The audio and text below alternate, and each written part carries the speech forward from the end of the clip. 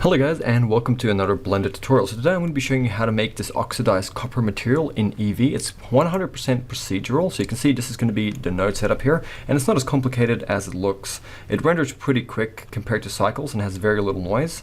It probably isn't the most realistic kind of copper material you could make, especially considering the fact we're using Eevee, but it's pretty good, and I'm going to take you step by step how to make it. So let's get into this little tutorial today, and I hope you guys find some use for this information.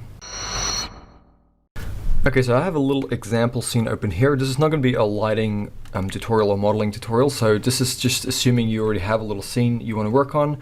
And most importantly, just make sure, obviously we're in Eevee, as this is a tutorial for Eevee, enable ambient occlusion and screen space reflection. So just making sure we're on the same page here. So once you have your scene and lighting ready to go, we're going to select the object we want to add the material to. And I'm in my shader workspace, by the way, so we're going to go ahead and click new here. And let's just call this material copper, since it is a copper. So by default, when we create a material or a shader, we add it to an object, it gives us a principled shader, like this, a principled BSDF shader just plugged into our material output. So what we're going to do, first of all, is we're going to get a noise texture, and that's going to add some bump and texture to our image here. So it's not just flat once we make it metallic. So let's go ahead, Shift A, search. We're going to get a texture coordinate node. So type in texture, grab a texture coordinate, place it here, and the texture coordinate is just going to tell our next node, which is going to be Shift A, search, get a noise texture. We get a noise texture. We're going to take the generated, we're going to plug it into the vector output of the socket of the noise here. Grab these two, just move them back a little bit. And what we're going to do is we're going to take this color and we're going to plug it into the base color of our principled shader. So if you now go and hit Z and go rendered, we're going to see this. Okay, so you can see the noise texture here is being generated across the surface of this sphere here. And at the moment, the scale here is set to 5. So for me, that is a little bit too much. So I'm just going to come here and make it 45. Now, this could vary depending on the scale of what you're working with, but I'm going to go 45 for this. And then obviously the color isn't quite what it needs to be, so copper isn't this color. So to fix this, we're simply going to go Shift A, search, type in color, and just select the color ramp option here. And we're going to place this right on top of this line here. So now it's in between our noise texture and our principled shader. And what we're going to do is we're going to select this tab down here. I'm going to zoom in a bit so you can see. We're going to select this tab here. We're going to drag it in to about the middle. And we're going to click on here, and we're going to make this guy a color. So bring the value slider up here to about this point, and then come here to the darker kind of reddish brown colors. Maybe make the value a little bit lighter, just something like that. And then we're going to drag this guy down to about here, and this one we're going to make a little bit reddish brown as well, but we're going to make the value of it not quite as dark as this one here. So just something like that. We can always adjust it a little bit later. Obviously this doesn't look like copper at all, but once you come here to this metallic slider and you drag it up to 1 on the principled, you're going to see it looks a lot more like copper. Now once again, this is not exact, but we can mess around with these two a little bit later. In fact, I think this one here just needs a little bit more redness to it. Just like that. And then what we're going to do is just bring the roughness down on this a little bit as well, but not too much.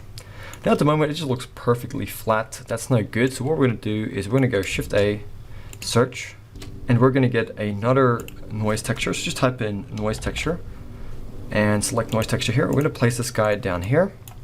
And now what we're going to do is we're just going to take the generated output from this texture coordinate and plug it into the vector of this guy here as well. So just drag it from here.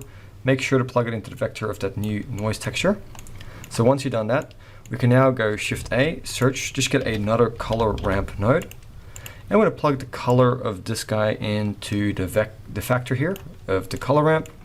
And now we just need a conversion node, which is going to be a bump. So type in Shift A, search, and type in bump. We're going to grab this bump node here. Then we're going to take this color, plug it into the height of the bump node here, and then we're going to take the normal and plug it into the normal of our copper principled shader here.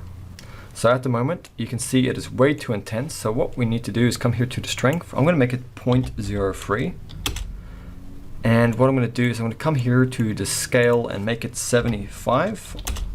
And now you can see we have the slight amount of bump here. Now what I'm also going to do is I'm going to bring up the contrast by bringing this black value up and bringing this white value in on this color ramp down here. Maybe I'll bump this up to 0.05 for now on the copper, just give it a little bit more intensity there. So this is what our copper is looking like so far. And I feel like with this guy here, I'm just gonna make the value a little bit lighter. Okay, so here we have our copper now. So this is not the most realistic copper, but it's pretty good for an Eevee shader. And if you added in more nodes to make it more realistic, obviously it would also take a lot more time to render. So let's go ahead and just organize things before we start making the next part of this. So what I'm going to do is just grab these guys, just drag them out a little bit more here, and then grab these guys and just drag them out here a little bit. So what we're going to do now is we're going to select this principled shader. So click on it and go Shift D to duplicate it, drag it down and place it here. And then we're going to come here, grab this color ramp. We're going to go Shift D to duplicate it and drag it below this one here. And this one here, we're going to take the color and plug it into the color here. So the color from the noise texture for the copper is also going to go into this bottom one here. And what we're going to do is we're now going to make the oxide for the rust, or the oxide for the copper. So we're going to make that kind of like a greenish color. So we're going to select this one down here, that tab. We're going to come here, we're going to go for something like a bit of a yellowish green, kind of dull, maybe a little bit in the lower values. In fact, if you want to match it exactly up, you can see roughly this is the, you can type in this hex value here if you want it exactly like mine. We're then going to select this one up here, this tab, click on the color. Then we're going to click on the eyedropper here and then select that green value. So now it's the exact same, but what we're going to do is make this value here a little bit lighter. Because now we have that, what we can do is we can take this color output from that color ramp and plug it into the base color socket of our duplicated principal node. And then we need to mix these two nodes now. So what we're going to do is we're going to go, in fact, I'll just quickly, before I mix them, I'm just going to quickly show you what this looks like. So if you just actually grab the output from this bottom principal shader and plug it into the surface of the output node, you're going to see this is what it looks like. So it's actually too metallic. So what we need to do is just come down here and just bring that metallic value down quite low, and then bring the roughness up a little bit. Make it, we don't want it to look shiny. So just like that, that is our oxide done there. So now we need to mix these two. So we're going to go Shift A, search. We're going to get a mix shader. So click on mix shader. I'm going to put the mix shader down here. We're going to take the value from the bottom principal shader, plug it into the socket here. In fact, plug it into the top socket. And then we're going to take this copper output and put it into the bottom shader, like that.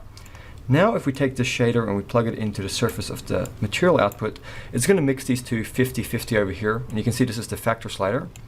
But that is actually going to look like a horrible mess. So we actually need to create a mask that'll mix these two, and that's super simple.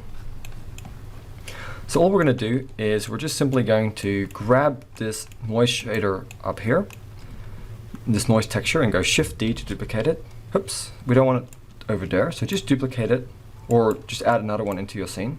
So I'm just dragging this one over here. Did I just duplicate it? And I'm going to go Shift A, search, get a color ramp node. I'm going to plug the color into the factor here, and then we're just going to quickly take the color here and plug it into the surface. Now, by the way, you could do this a lot faster with the node wrangler, but just to save confusion, I'm not going to do that for this tutorial. So I'm just going to drag this white value down to here, take the black value and drag it up to about here. And then we'll just come to the scale here, and we're going to make it something like 5. And we're going to also bring up the detail here, and maybe bring these a little bit closer. So anywhere where there is going to be a black value here is going to be the rust, and then anything that is white is going to be the copper. So let's now take this output here, the color output, and let's plug that into the factor of the mix shader, and that's now going to be our mix. So just make sure to plug that guy back in there, this guy in here. So what we need, just so you don't get confused, is we want the color ramp output here into the factor. We want the rust for the principled rust output into the top socket, and then the original copper principled shader into the bottom socket. Now that we have that, we can take this shader and plug it in to the surface, and now we should have our material. And now you can see that is mixing those two the way we want. But we can come in here now, and we can kind of adjust these sliders for the mix here till we get something that's a little bit more desirable. So I'm going to keep them where they are, but I am going to come here to the detail on the noise texture, and also the roughness, and just kind of mess around with that. So bring the roughness up as well, that'll really help. So we want something that kind of looks like that, and bring those down a bit. So you can kind of slide these sliders around to control the amount of oxide that you're getting on the rust here. Now to also add some bump to that rust there, what we can simply do is come here to this bump output and also plug it into the normal of the bottom principled shader that we duplicated here. And now that rust or oxide is going to have the same kind of bump to it. And there you can see now. So that is our rusted or oxidized copper material. So let's just quickly go back into solid view, go to render, and let's give that a quick test render. And there we have it. This is the final result. You can see here we have this copper with the oxide on it. Now this is not the most realistic render for copper, and also we're doing this in Eevee. I think it'll look a lot better in cycles, but I think if you were going for Eevee and you wanted to render faster and have less noise, this would be a really a legitimate shader you could use if you needed it. So I hope you guys found this tutorial useful. I will be putting this shader on my Patreon. You can check that down in the description below, along with this little scene here. So thank you for watching, and I'll see you guys next time for another tutorial.